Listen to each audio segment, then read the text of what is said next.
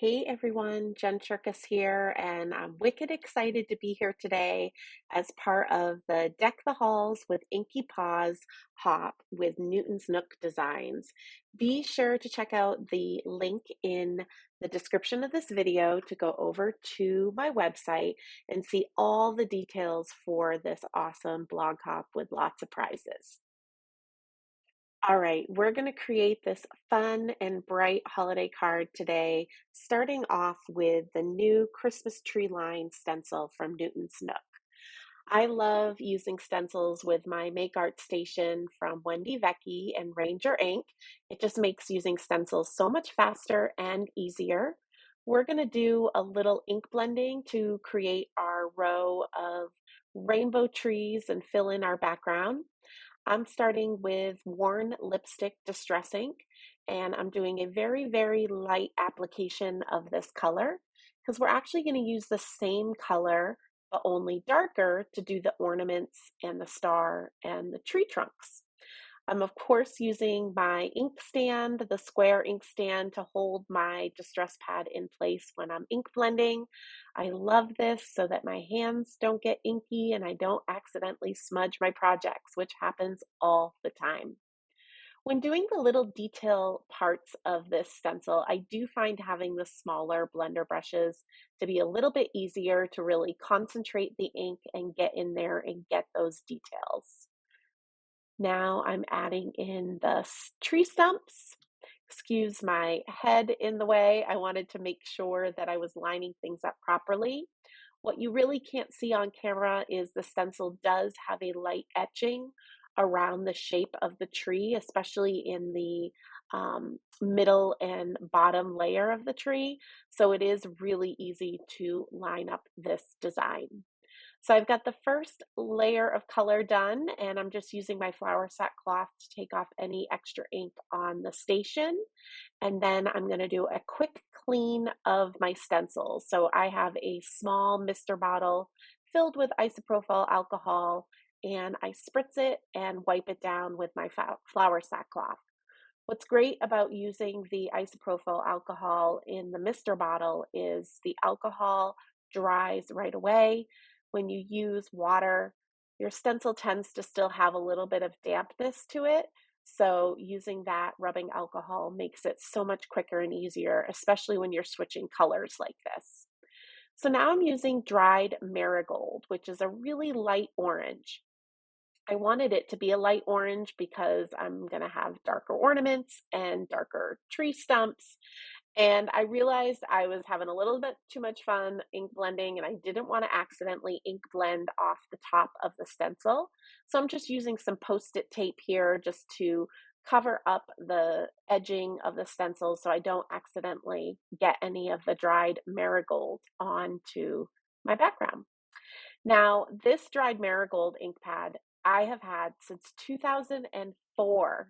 2004, you guys. And you might see when I am rubbing my blender brush onto the ink pad, there's a good little wiggle wiggle to the ink pad.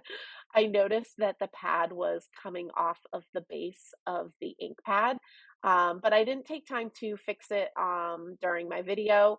So after the video, I finished tearing the ink pad off of the base and I used a little bit of glossy accents to adhere it back down to the base, and it's good as new. So amazing, amazing 2004 Distress ink pad. So I love the subtle, soft colors that I chose. Mr. Harley is here telling me he is approving of my color choices as well. Of course, I have to give him a little pet. And I am wanting the colors to be soft because I am going to be putting an image on top of this background, and I don't want it to be too distracting or take away from the rest of the card.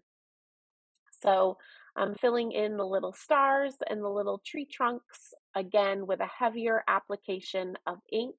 I'm using that post-it tape again so I don't accidentally get any ink on my background. So, so cute. I love how whimsical and playful these trees are. And of course, the beauty of stencils is you can switch this up so many different ways. You could use different colors. You could just do one line of trees. You could just do one singular tree on a card. You could spread pastes through the stencils. There's just so many things that you can do with stencils. It makes them so affordable, and again, using this Wendy Vecchi station, which is a magnetic board, I find that I'm using my stencils so much more, and I don't dread using my stencils because they're really, really easy to use. So now I'm going to use some squeezed lemonade distress ink. Again, a very light colored yellow. You can see I ink up my blender brush on the ink pad and then I tap it off on my table surface. My table surface is made of glass. So that's kind of just dropping some of the ink there so that I don't go into the stencil with a really heavy hand. Again, I'm trying really hard to keep this background nice and soft. And sometimes I will also just dab my blender tool into the ink that's on my table and pick up the ink from there instead of going back into the ink pad. So I'm into my little mini blender brush, again, to be able to get into those little areas much easier. And I'm having a much heavier application so that even though I'm using the same color ink, it's going to stand off against the tree backgrounds.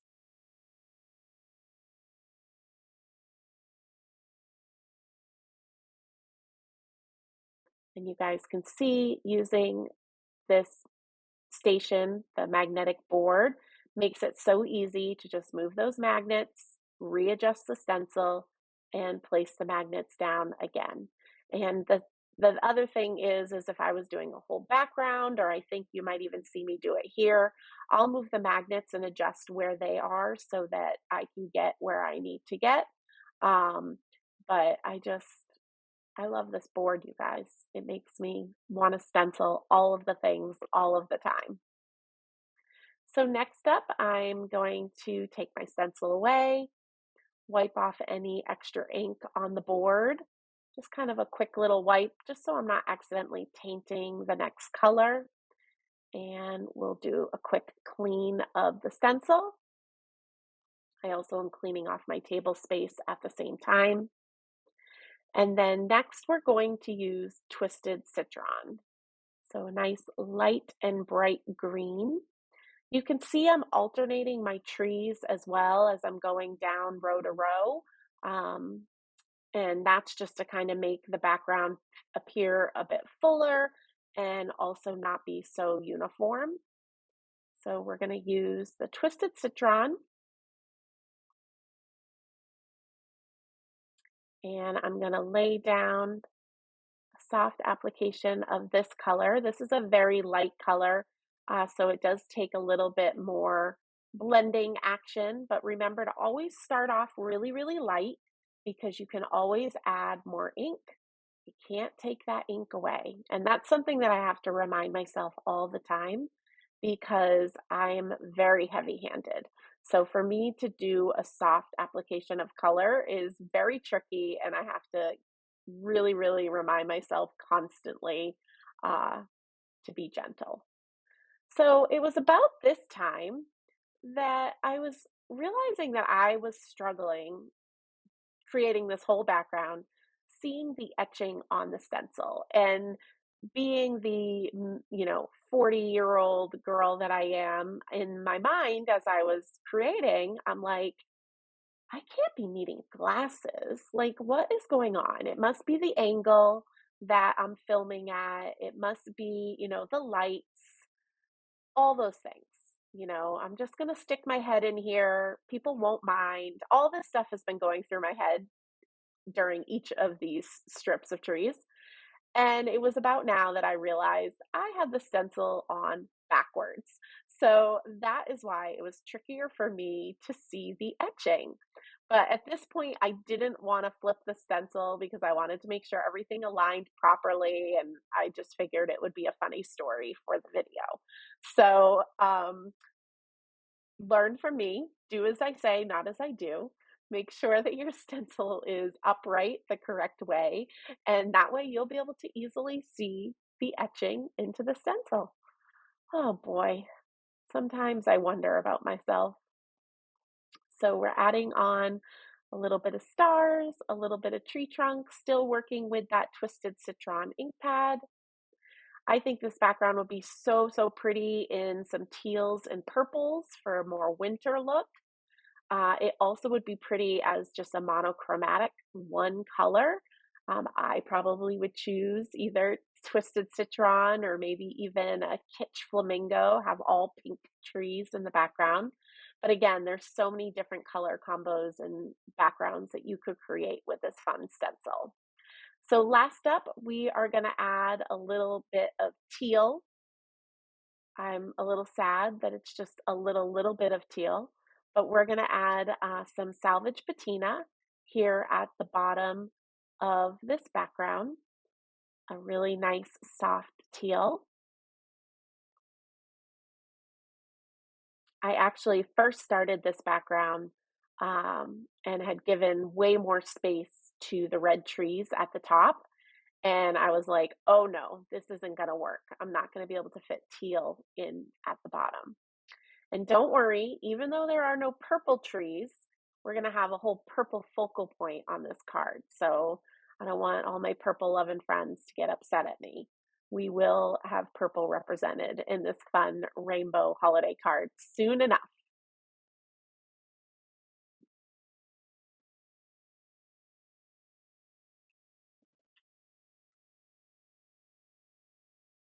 I'm still just laughing at myself because as I do this voiceover, I am remembering how I'm shaking my head at myself for having the stencil upside down.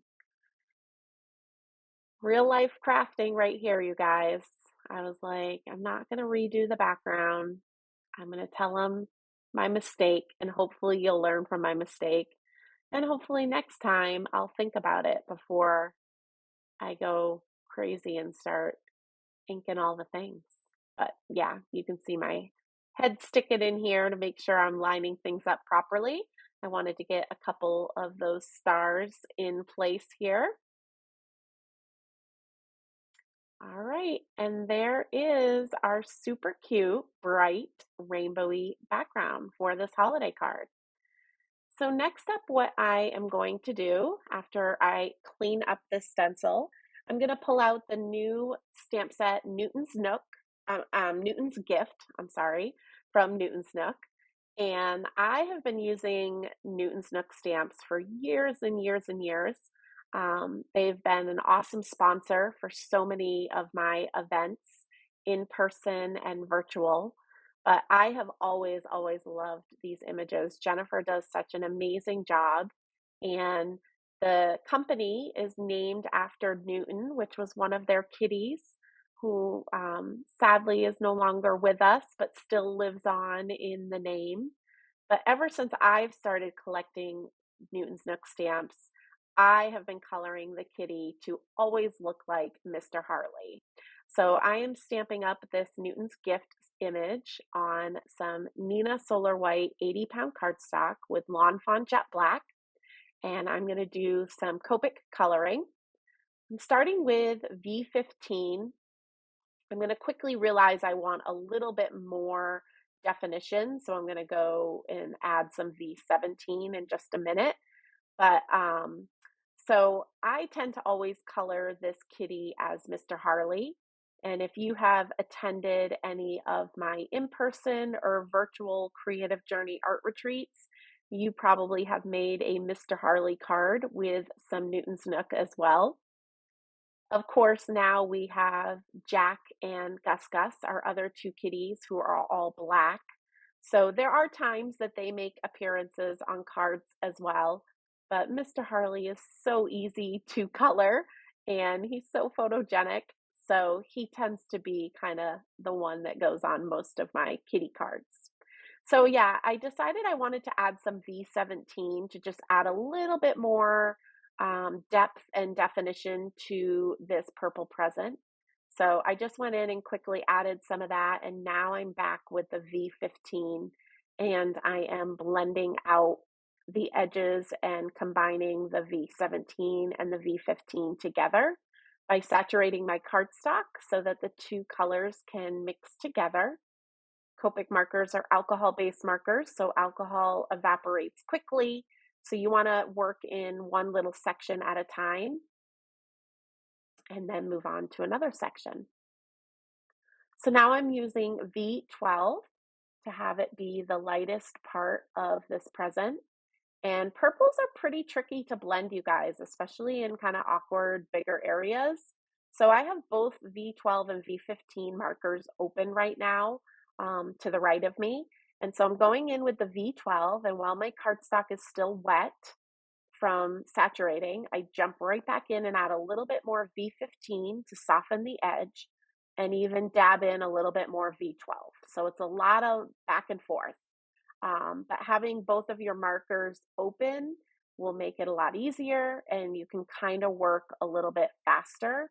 And again, you don't need to stress yourself out and work fast, but you want to work in a speedy manner, especially when you're trying to blend out an area, and especially with a color like purple or dark blues or dark reds that are trickier colors to blend. Um, Being able to kind of go back and forth between the middle and the light color or the dark and the light color helps make that come together a lot easier. So now I'm doing the present lid, so cute, on top of Newton slash Mr. Harley's head. So I'm using the same three purples that I used for the present. I started with V17 and now I'm using V15. And then I'm going to finish it off with V12.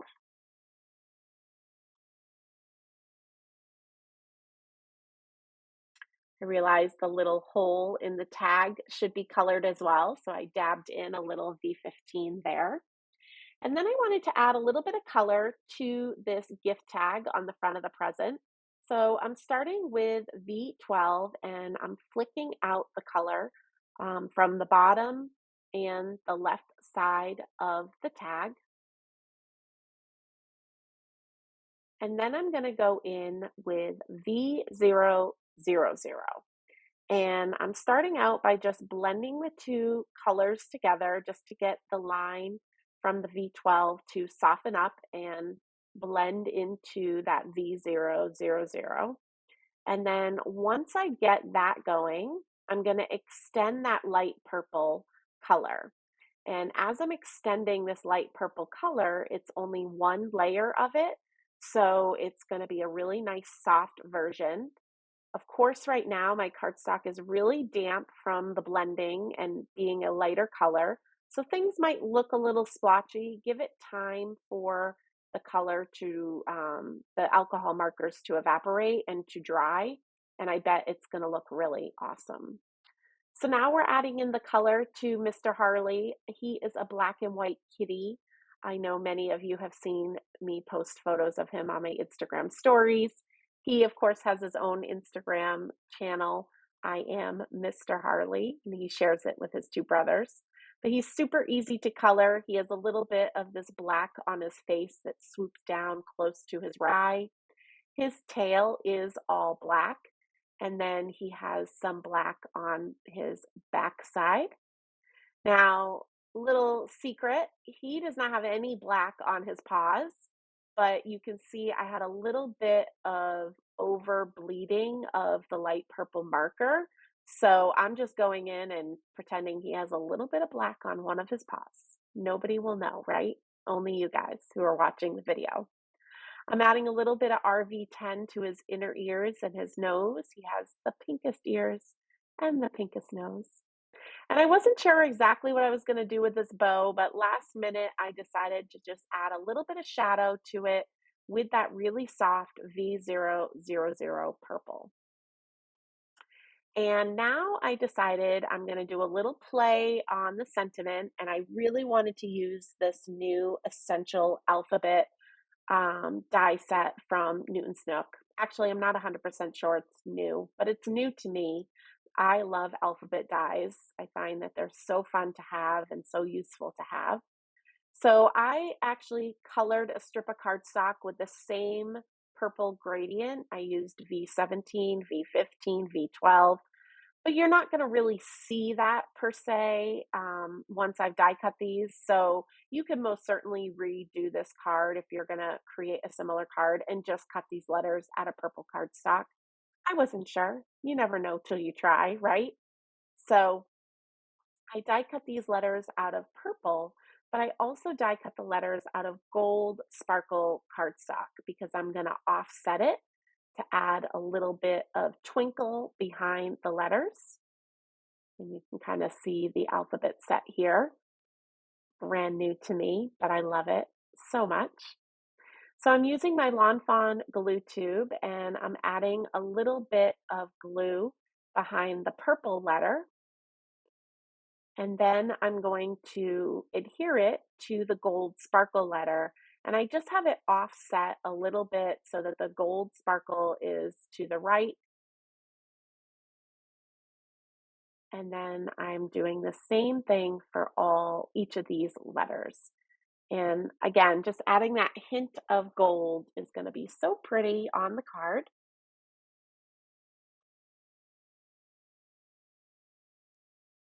I was looking at the stamp set and it had a lot of really fun sentiments. And I decided I wanted to use the fa la la la meow sentiment. And so I thought I would have the word meow be larger. So we're going to do a little bit of omitting on our stamping of the sentiment in a few minutes.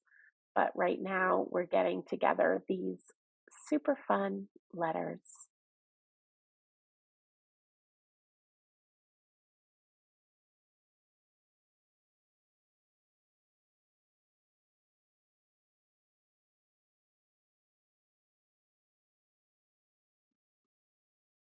What's nice about using the wet glue as well is there's a little bit of wiggle room. So if you don't get them offset just exactly the way that you want, you can wiggle them a little bit before the glue sets. So this is that sentiment from the Newton's gift stamp set. And I only want to ink up fa la la la la la, not meow. So I put a little bit of my best ever craft tape over the word meow. I inked up the sentiment in VersaFine and then I'm stamping it. Now, this is the first time I've used this sentiment, so that first impression did not stamp as dark as I would have liked. I should have done a couple test stamps on some scratch paper, which is what I normally do. Filming, I wasn't quite thinking clearly. But what I'm going to do is just use a fine tip micron pen and just fill in those top fa la la la la's a little bit.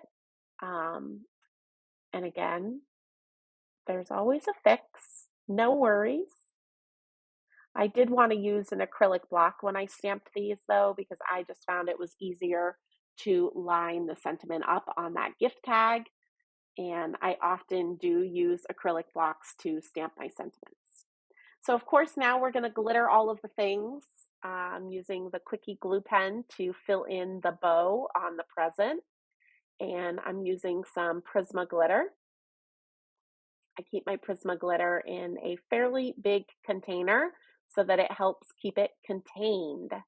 I know a lot of times people don't like to use ultrafine glitter because they think it can be super messy, but I truly believe that if you follow my tricks and tips for glittering, it can stay really nice and clean. On that main part of the bow on the top, I just added a little bit of sparkle to the shadow. So now I'm trimming down my background to be 4 by 5 1/4. I evenly trimmed from the left and the right, but then I was like, I don't want to cut any of this teal off. I rather cut some more red off. So I cut 1/4 inch off of the red trees. This is going to adhere to our card base. And I was like, I don't want a white border. So I'm going to take out my inks again and do a quick blended background to mimic the rainbow colors that we have on the trees.